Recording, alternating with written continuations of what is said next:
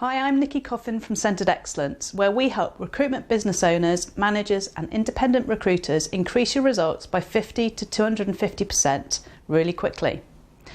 Now, this week's question comes from Sam, who writes, I've just been promoted to manager and I've got my own target as well as my new team target, and I've been really struggling to balance my time between my own billings and also managing my team. Do you have any suggestions on how I can do this?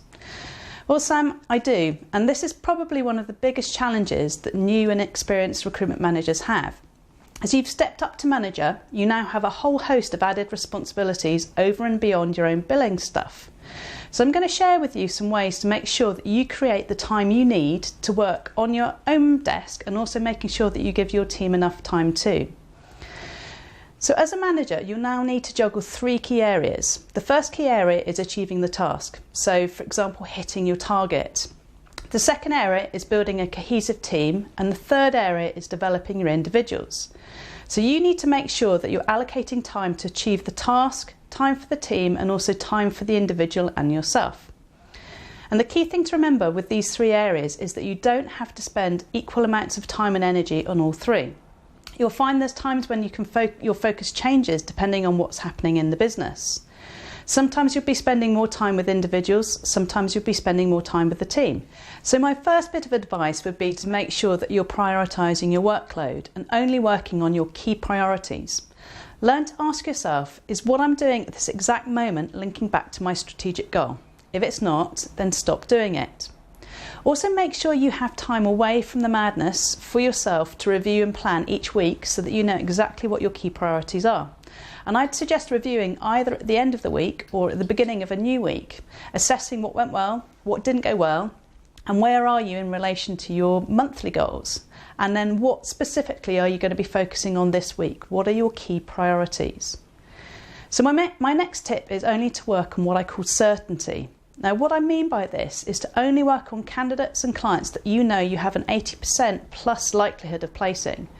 You'll know what I'm talking about when I mention clients you know inside out, the ones that you can phone up and get an interview without having a CV, and those candidates that are in your ideal niche market and that are working with you exclusively. You need to get really disciplined and focused on where you spend your time and who you spend it with, because now you don't have as much freedom to deal with time-wasting activities and time-wasting people. If you do get a job or candidate that comes in that's a 50-50 certainty, then delegate it or give it to someone else to do and manage it from a distance. Use these scenarios as a way to upskill others and also make sure that they're working on activities that will bring you in results quickly. Now, my third tip is to focus on achievements, not volume. Leading by example is important. However, you don't need to make hundreds of business development calls to demonstrate that you can do it. Pick the areas where you know you're going to get the best results quickly. So if you're going to demonstrate, for example, business development, pick those clients where you know you're going to get quick results. And remember, it's not a numbers game, it's a quality game. Work the best jobs and the best candidates. It's quality versus volume. Now, my fourth tip is to focus your time on influencing business growth. Now, what I mean by this is where you can use your time really cleverly to increase business growth. For example, joint visits with consultants where they've won the business, but you go on the visit with them and use that then to open up more doors for them and also for your team. Do something like Mike, one of the managers I work with, who's a divisional director. He went on client visits with one of his top performers and showed him how to win retained business and also high-level business that meant that consultant increased his average placement fee from $8,000 to $15,000, and that added an extra $168k on that consultant's billings. Not a bad return for his 6 hours worth of investment of time. So make sure that you also meet with the key decision makers in your team's top accounts so that you have top level strategic relationships with the MD or the CEO, because you're going to have a very different conversation with MD level people, and this will open up doors for you and also for your team. Now, my next tip is managing one target achievement. Now, what I mean by this is to pick one area in your business that you know when your team master it will make a significant difference to results, and also then really start driving that activity.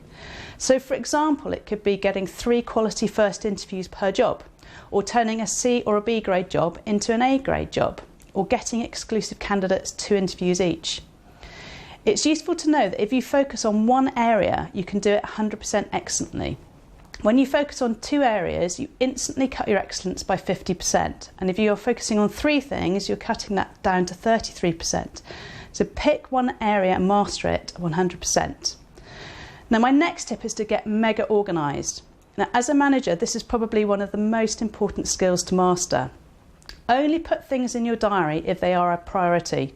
Enter all fixed events first, enter any appointments, so client meetings, presentation training, in your diary, and make sure you're keeping track of events that your team are attending. You also want to look at blocking off any time weekly to review and align your team's plans, and also block off time to have the informal desk reviews with each consultant, and also your monthly performance reviews, hourly ones that you'll have with your team. You could also introduce something called surgery hours, as one of my clients calls it. So specific times each day when your consultants know that they can ask you questions, but that allocates time for you to be focusing on your work as well. And don't be afraid to leave unallocated time, because you're going to need it. My final tip is to share best practice and work to your team's strengths. So use your team to share and upskill others. Look at the areas your individuals are strong in. And think about, how can I use this skill to upskill others? So for example, finding people in your team who are brilliant in certain activities so that they can teach others how to do it. So if you've got somebody who's great at getting leads, get them to teach others to do that. If you've got somebody who's brilliant at client visits, get them to take new consultants or other people with them on these visits. Now, this is really smart from 3 levels. The first thing is it forces that person to become an expert, because if you want to become great at something, teach it to somebody else. Also, it upskills those people and it gives them extra purpose. And finally, it gives you extra time. Now remember, you don't need to do everything. You've got a wealth of knowledge around you and in your team, so use it. So there you have some key ways to balance your time between your own billings and also managing your team. And if you'd like to know more, I'd love to invite you to our free training webinar, How to Convert Underperformers into Consistent High Billers in 14 days or less. And here's our link to sign up to that. I'll be showing you some excellent tips and techniques to get big performance quickly. And here's the link to sign up for that. I look forward to seeing you next time.